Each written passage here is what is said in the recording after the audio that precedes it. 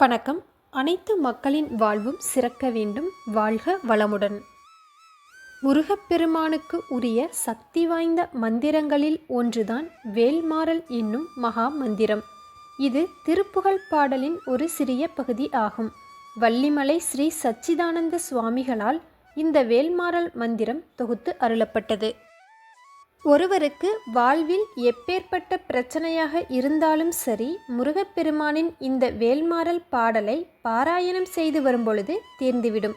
ஒருவரது கர்ம வினைகள், நோய், கடன், தீய பழக்கங்கள், எதிரிகள் தொல்லை போன்ற எந்த பிரச்சனையாக இருந்தாலும் வேல்மாறல் பாடலை தினசரி முருகப்பெருமானையும் அவரது வேலையும் நினைத்து மனமுருகி பாராயணம் செய்து வரும்பொழுது நீங்கிவிடும் என்பதே வேல்மாறல் மந்திரத்தின் மிகப்பெரிய சக்தி.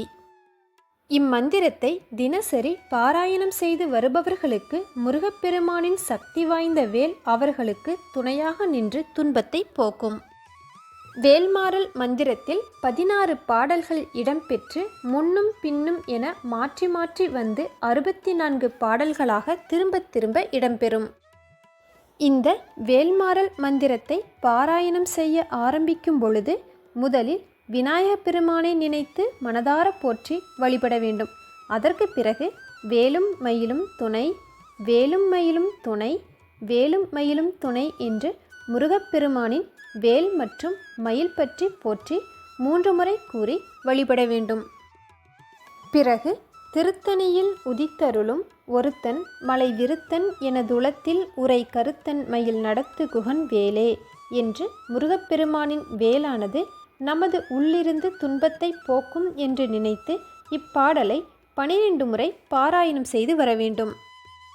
அதற்கு பின் வேல்மாறல் மந்திரத்தின் முதல் பாடலை ஆரம்பிக்க வேண்டும். முதல் பாடலானது பருத்த முளை, சிறுத்த இடை, வெளுத்த நகை, கருத்த குழல், சிவத்த இதழ், மரச்சிறுமி விழிக்கு நிகர் ஆகும்.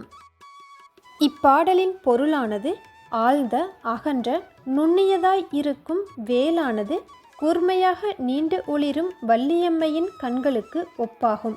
அதாவது வள்ளியம்மையின் கடைக்கண் பார்வையால் விளையும் பயன்களை முருகப்பெருமானின் வேல் அருளும் என்பதாகும். இப்பாடலிற்கு பின் முதலில் வரும் திருத்தணியில் உதித்தருளும் ஒருத்தன் மலை விருத்தன் எனதுளத்தில் உரை கருத்தன்மையில் நடத்து குகன் வேலே என்று பாராயணம் செய்து வர வேண்டும். இவ்வாறு வேல்மாறல் தொகுப்பில் வரும் ஒவ்வொரு பாடலிற்கு பின்பும் திருத்தணியில் உதித்தருளும் ஒருத்தன் மலை விருத்தன் எனதுளத்தில் உரை கருத்தன்மையில் நடத்து குகன் வேலே என்று பாராயணம் செய்ய வேண்டும்.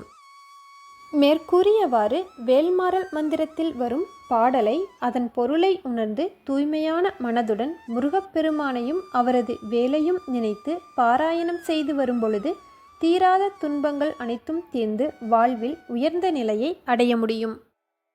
இவ்வாறு வேல்மாறல் மந்திரத்தில் முதல் பாடல் பற்றி பார்த்தோம். அடுத்ததாக 2வது பாடல் மற்றும் அதன் பொருளை அடுத்து வரக்கூடிய பதிவில் பார்க்கலாம். இந்த பதிவு பயனுள்ளதாக இருந்தால் லைக், ஷேர், கமெண்ட் பண்ணுங்க.